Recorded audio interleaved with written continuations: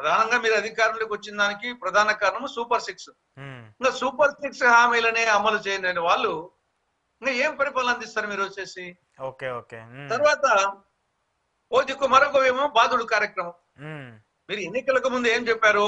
14 లక్షల కోట్ల రూపాయలు అప్పు చేశాడు, అప్పు ఉంది అని చెప్పి, అది మీకు తెలిసి చెప్తూనే, కానీ మీకేమీ ఇబ్బంది లేదు, మాకు అధికారం అప్పచెప్పండి, మా దగ్గర సంపద సృష్టించే నైపుణ్యం ఉంది, మా దగ్గర అల్లావుద్దీన్ అద్భుత దీపం ఉంది, కాబట్టి మేము సంపద సృష్టిస్తాం, ఇప్పుడున్న ఇంకా ఎక్కువ అప్పులు చెయ్యము, తర్వాత ఇప్పుడున్న పథకాలన్నీ కొనసాగిస్తాం, ఇవి కాక సూపర్ 6 హామీలను సూపర్ గా ఇంప్లిమెంట్ చేస్తాం, తర్వాత బాధుడు కార్యక్రమం ఉండనే ఉండదు, కాబట్టి మేము అప్పులు ఎక్కువ చేయము, బాధుడు కార్యక్రమం ఉండదు, ఉన్న పథకాలు కొనసాగిస్తాం, సూపర్ 6 పథకాలు సూపర్ గా అమలు చేస్తాం, ఎన్ని ఎడ్ చేస్తామని అడగచ్చు, మా దగ్గర ఉంది అల్లావుద్దీన్ అద్భుత దీపం, సంపద సృష్టించే కెపాసిటీ మా దగ్గర ఉంది అని చెప్తే, నిజమేమోబ్బా 14 ఏళ్ల పాటు ముఖ్యమంత్రిగా ఉన్నాడు, నిజంగా అనుభవం ఉంది, సృష్టిస్తాడేమో, ఆయనకి ఏమైనా కనిపెట్టినాడేమో అని చెప్పి అనుకుంటే, జరిగింది మొత్తం అప్పులు చేస్తున్నాడు, బాధుడు కార్యక్రమం, సూపర్ 6 హామీలు సూపర్ గా ఫ్లాప్.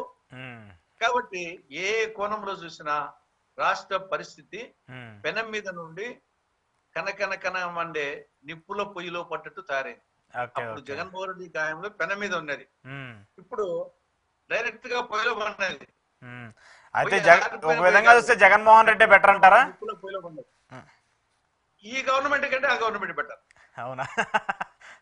ముందు తందే, కానీ ఇద్దరు రాహుల్ కేతువులే. అంటే మనం క్రొనాలజీ చూస్తే దీనికంటే అది బెటర్, దానికంటే కాంగ్రెస్ బెటర్.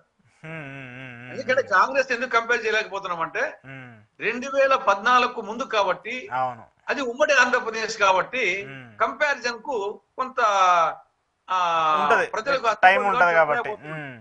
లేకుంటే మాకు ఈ రోజు దేశంలో గాని రాష్ట్రంలో గాని రోజు ఆంధ్రప్రదేశ్ అన్నపూర్ణగా ఉందంటే ఇలా కారణము. ఈరోజు నాగార్జున సాగర్, శ్రీశైలం రిజర్వాయర్, ధవళేశ్వరం బ్యారేజీ, ప్రకాశం బ్యారేజీ, ఈ 4 లేకుంటే ఆంధ్రప్రదేశ్ ఎక్కడ ఉంది? ఆంధ్రప్రదేశ్ అన్నపూర్ణగా ఉండడానికి 4 ప్రధానమైన కారణము. ఈ 4 కూడా కాంగ్రెస్ హయాంలో పుట్టినట్టే.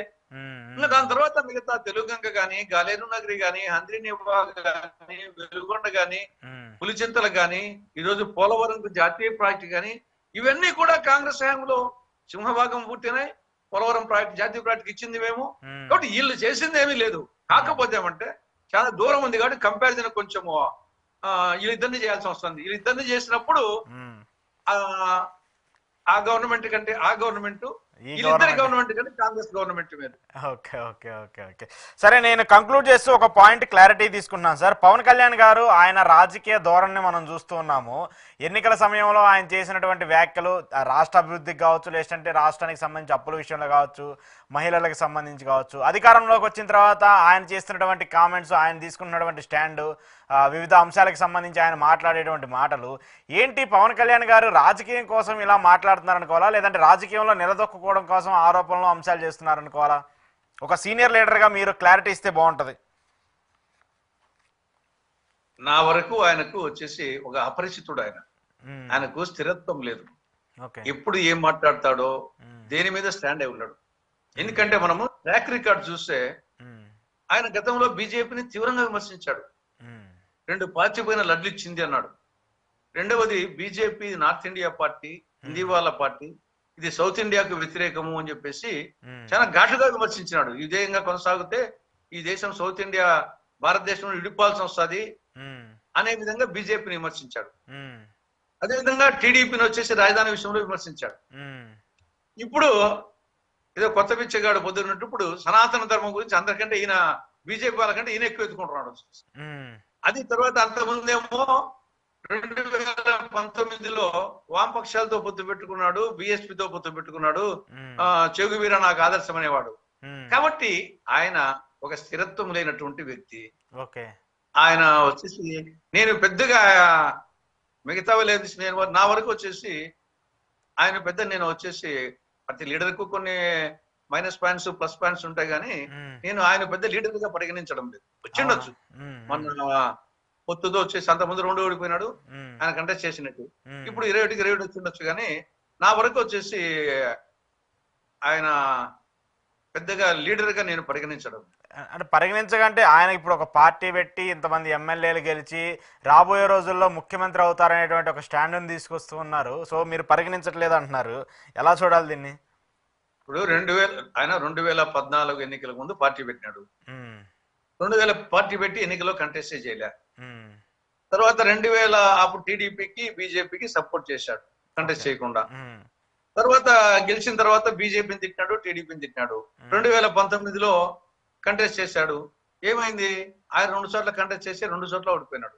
ఉమ్, ఆయన పార్టీకి ఒక ఎమ్మెల్యే వచ్చాడు, ఉమ్, ఆయన వైకాపాలు తిన్నాడు. ఉమ్, తర్వాత కాబట్టి ఆయన నిన్న కూడా వచ్చేసి నాకు తెలిసి టీడీపీ జనసేనతో పొత్తు పెట్టుకోకుండా, బీజేపీతో పొత్తు పెట్టుకోకుండా టీడీపీ అధికారంలోకి వచ్చేది. ఉమ్. జగన్ అవునా మీద సార్? వ్యతిరేకతతో ఆ, ఆ, టీడీపీ పొత్తు పెట్టుకోకుండా వచ్చిండేది. ఓకే, నాకు ఓకే. తెలిసి ఇక్కడ పవన్ కళ్యాణ్ తో పొత్తు పెట్టుకుని టీడీపీ లాభానికంటే ఉమ్, టీడీపీతో పొత్తు కారణంగా 20 వచ్చినాయి. లేకుంటే మళ్ళా 20 పోయింటే టీడీపీ పొత్తు లేకుండా ఆయన మళ్ళీ ఇండివిజువల్ కంటెస్ట్ చేసింటే ఆ. ఆయన గెలిచిండే వాడు కాదు, 21 పోయింది నాకు తెలుసు. అవునా? సో పొత్తు వల్ల ఆయనకి లాభం తప్పితే ఏముండేది కాదంటారా? ఒకవేళ ఇద్దరికి జరిగిండొచ్చు కానీ ఉమ్, ఈవెన్ పొత్తు లేకున్నా గానీ మన చంద్రబాబు టీడీపీ వచ్చేసి జగన్ పార్టీ మీద వ్యతిరేకతతో ఈవెన్ బీజేపీతో పొత్తు లేకుండా, జనసేనతో పొత్తు లేకుండా అధికారంకి వచ్చిండే వాళ్ళు. కాబట్టి ఇక్కడ జనరల్ గా అందరూ ఏమనుకుంటారంటే ఆ రోజున్న పరిస్థితుల్లో పవన్ కళ్యాణ్ తో పొత్తు పెట్టుకుని కొంత టీడీపీకి లాభం ఎక్కువ అనుకుంటారు. కానీ నాకు తెలిసి ఉమ్, టీడీపీ సొంతంగానే అధికారంకి వచ్చిండే. ఇక్కడ ఎక్కువ లాభపడింది జనసేన బీజేపీనే, తక్కువ లాభపడింది టీడీపీ. కాబట్టి ఇక్కడ టీడీపీ పొత్తు లేకుండా ఉంటే 21కి 21 ఓడిపోయిండేవాడు. ఆయన కూడా పిఠాపురం ఓడిపోయిండేవాడు. ఆడ మళ్ళా వర్మకు టీడీపీ టికెట్ ఇచ్చింటే గనా వర్మే గెలిచిండేవాడు. వర్మ గారు ఇప్పుడు పాపం చాలా తీవ్ర అసంతృప్తిలో ఉన్నారు సార్. ఆయన ఎమ్మెల్సీ పదవి ఇస్తారని చెప్పేసి ఆశించారు, రాలేదు. ఆయన చాలా ఇబ్బందిగా ఉన్నారని కూడా వినిపిస్తున్నాయి. నిజంగా వచ్చేసి ఆయన గెలుపు కారణము Varma. Yes yes, of course, అది డెఫినెట్ గా. మరి అటువంటి వాళ్ళకు మరి దీని ఏమనాలా? కృతజ్ఞత అనాలా? ఏమన్నా దీని చేసిన మేలు మరిచే వాళ్ళని ఏమనాలో వచ్చేసి ఇంకా ఈ రోజు నువ్వు వచ్చేసి ఉప ముఖ్యమంత్రి పదవి అయ్యాయంటే నువ్వు వాడు గెలిచి కదా, అంత ముందు 2 ఓడిపోయినావు కదా. అటువంటి పరిస్థితుల్లో ఆయనకు అన్యాయం చేయడం వచ్చేసి రాకుండా చేయడం అనేది తప్పు కదా. ఆయన ప్రయత్నం చేయడము, చంద్రబాబు నాయుడు గుడికి ఆయన మాట వినడము అంటే డెఫినెట్ గా వచ్చేసి వర్మ విషయంలో చాలా అన్యాయం చేసినట్టు. Okay okay, right sir. చూద్దాం ఏపీ పాలిటిక్స్ లో ఏం జరుగుతుంది. థ్యాంక్ యూ తులసిరెడ్డి గారు, థ్యాంక్ యూ వెరీ మచ్. ఇది ఈరోజు కాంగ్రెస్ నేత తులసిరెడ్డి గారితో స్పెషల్ ఇంటర్వ్యూ. చూస్తూనే ఉండండి.